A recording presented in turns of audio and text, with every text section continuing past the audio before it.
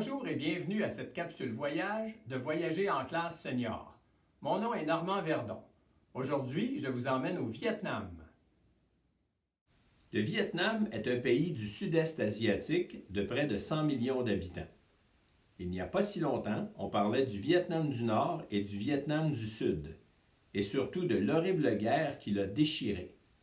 La guerre sale, comme elle est souvent appelée, en raison des atrocités qu'on y a commises et surtout des armes chimiques utilisées. Heureusement, tout ça est loin derrière. Le pays se relève tant bien que mal de tous ces malheurs du passé. Et il ne demande pas mieux que de s'ouvrir aux touristes.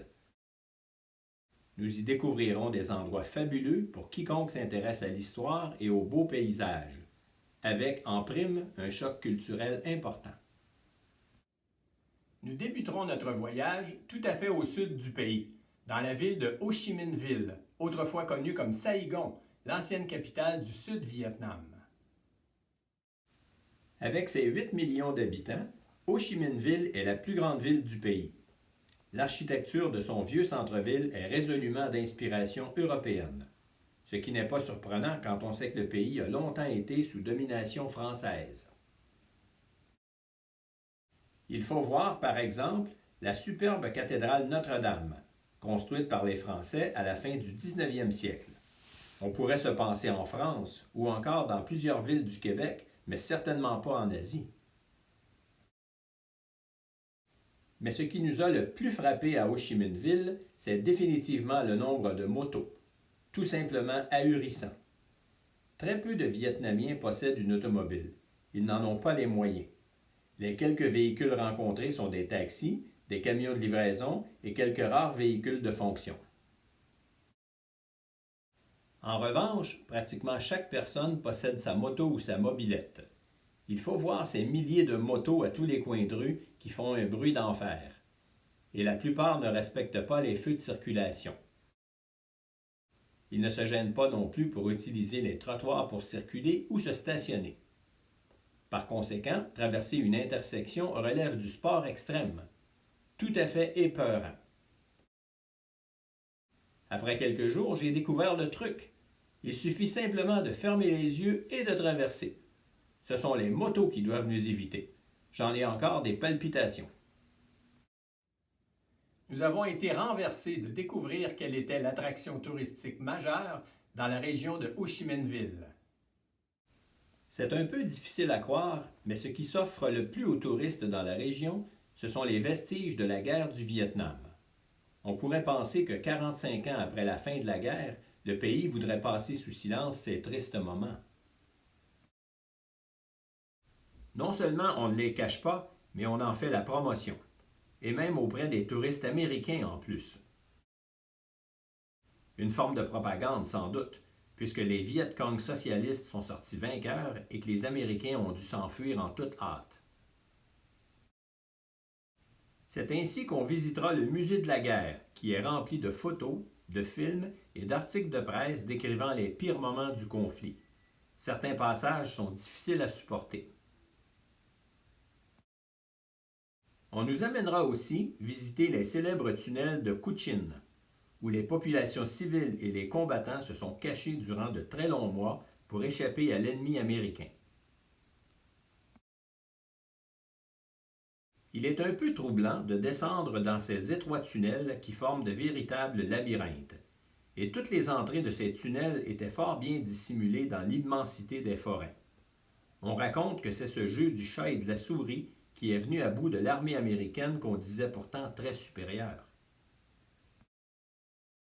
Finalement, on verra différents pièges et instruments de torture, peu sophistiqués mais qui démontrent bien toute l'ingéniosité d'un peuple beaucoup plus pauvre.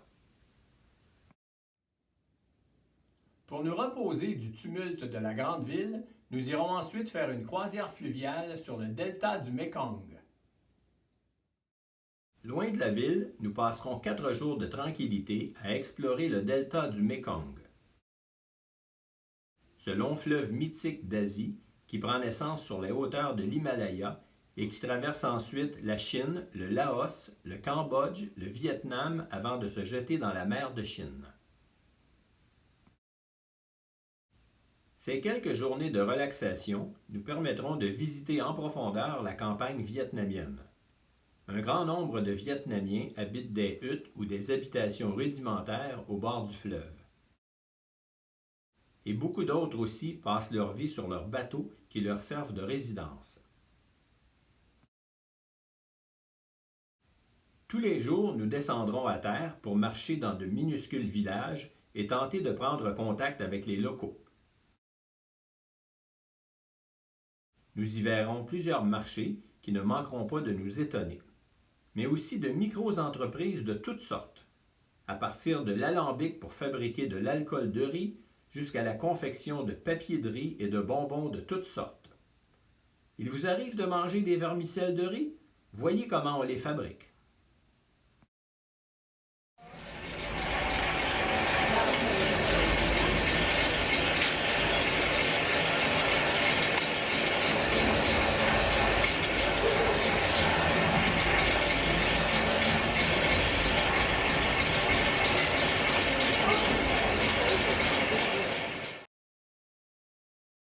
L'endroit est propice à de très belles balades en forêt, jamais bien loin du fleuve, ce qui nous permettra de voir le quotidien de ces gens simples et sympathiques. Le plus surprenant, par contre, est sans doute l'extraordinaire marché flottant. Tous les jours, un peu partout dans le delta, on rencontre des douzaines d'embarcations fatiguées et surchargées qui viennent nous offrir leur récolte du jour. Des fruits et des légumes de toutes sortes, mais aussi du poisson, de la volaille et du riz. Dans le delta du Mékong, aucune automobile. On se déplace donc en bateau, à vélo ou à pied, bien sûr. Après avoir passé une semaine dans le sud du pays, nous remontons tranquillement vers le nord. Notre arrêt suivant se fera à Hoi An. La ville de Hoi An est un ancien port sur la mer de Chine. En raison de sa position stratégique, elle a attisé la convoitise de multiples envahisseurs au cours des siècles. On y retrouve donc des influences japonaises, chinoises et françaises, ce qui donne à la ville un charme fou. D'ailleurs, Hoi An est classé au patrimoine mondial de l'humanité de l'UNESCO. Son attraction principale est son vieux pont japonais, qui est un peu l'emblème de la ville. Mais Hoi An est surtout connue pour ses lanternes. Tous les soirs, à la pénombre, la ville s'illumine de milliers de lanternes multicolores. Quel spectacle incroyable! Un souper au bord de l'eau dans un décor de lanternes est un souvenir impérissable. Le lendemain, pour terminer notre visite de Hoi An, nous irons passer plusieurs heures en compagnie des pêcheurs sur la rivière. La pêche se fait tous les jours, beau temps, mauvais temps. Et comme on ne peut pas toujours gagner, cette journée se passera à la pluie battante. Mais qu'importe, l'expérience de voir tous ces pêcheurs avec leurs vieilles embarcations et leurs différentes techniques de pêche valent bien un bon trempage. Tout au centre du pays, nous arrivons ensuite à Hue, l'ancienne capitale du pays et sa vieille cité impériale. Durant 150 ans, Hue fut le siège de la dynastie Nguyen. À l'époque, la ville comportait une cité interdite réservée à l'élite aristocratique. Nous visiterons ce qui reste de ces anciens bâtiments parce que la cité impériale a été presque complètement détruite par les Français en 1885, ce qui n'empêche pas les nouveaux mariés de faire des photographies dans ces anciens temples impériaux. Par contre, nous ne manquerons pas de faire la très belle balade de bateau-dragon sur la rivière des Parfums. Et ce sera également l'occasion de visiter quelques petits villages de paysans en cours de route.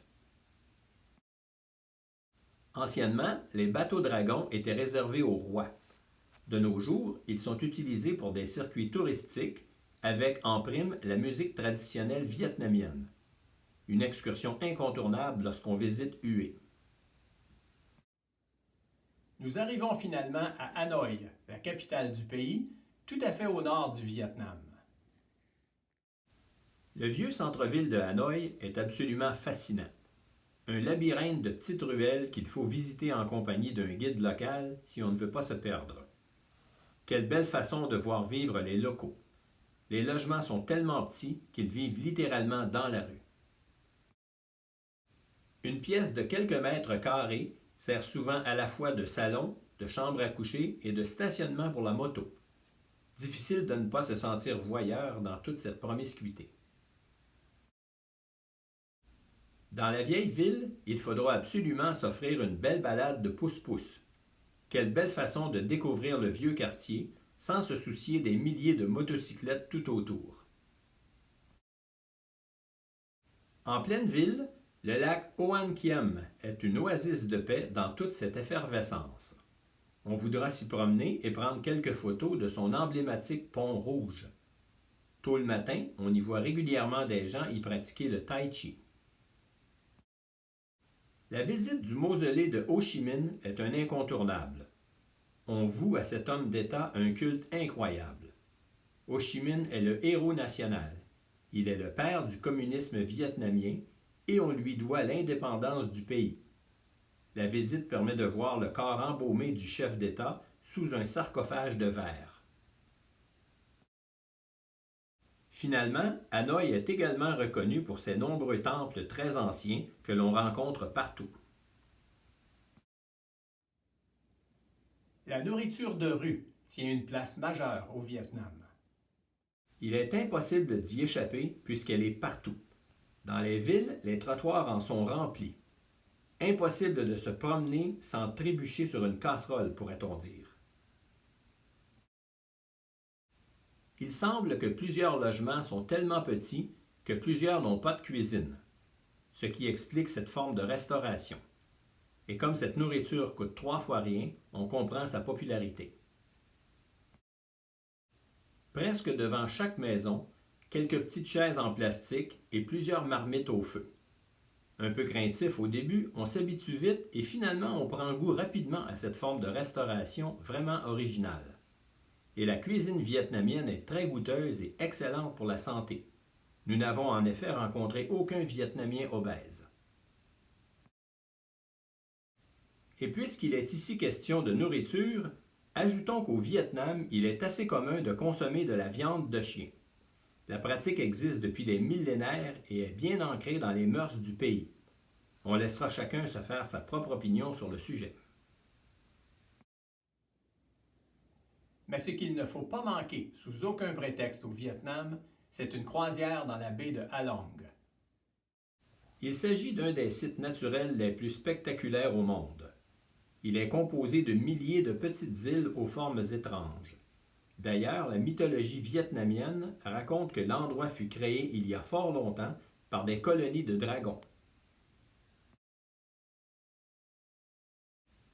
Il faut absolument visiter la baie de Ha Long sur une jonque, le bateau traditionnel de l'endroit.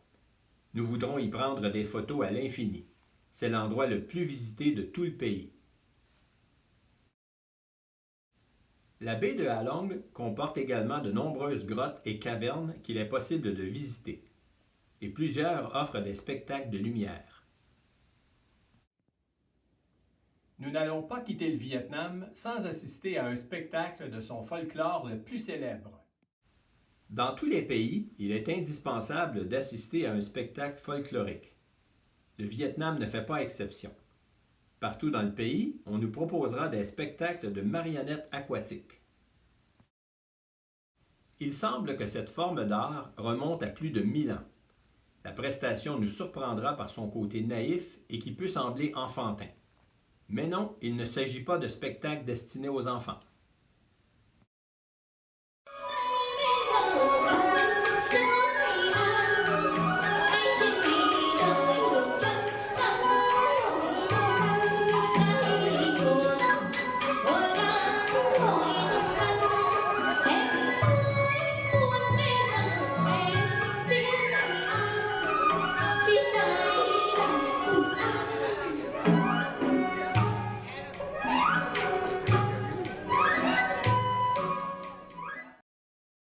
Nous gardons du Vietnam le souvenir de superbes paysages. mais surtout des images de gens sympathiques et souriants.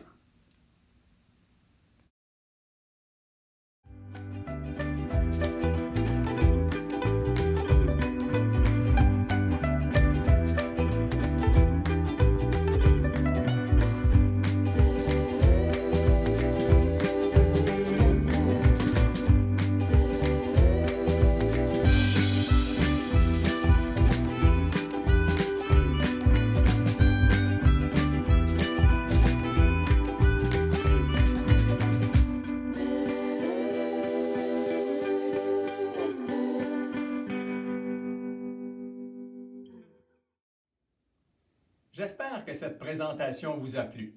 Pour d'autres récits de voyage, je vous invite à visiter mon blog voyage dont l'adresse apparaît à l'écran. À la prochaine pour une autre capsule voyage de Voyager en classe senior. Nous sommes également présents sur Facebook et sur Instagram.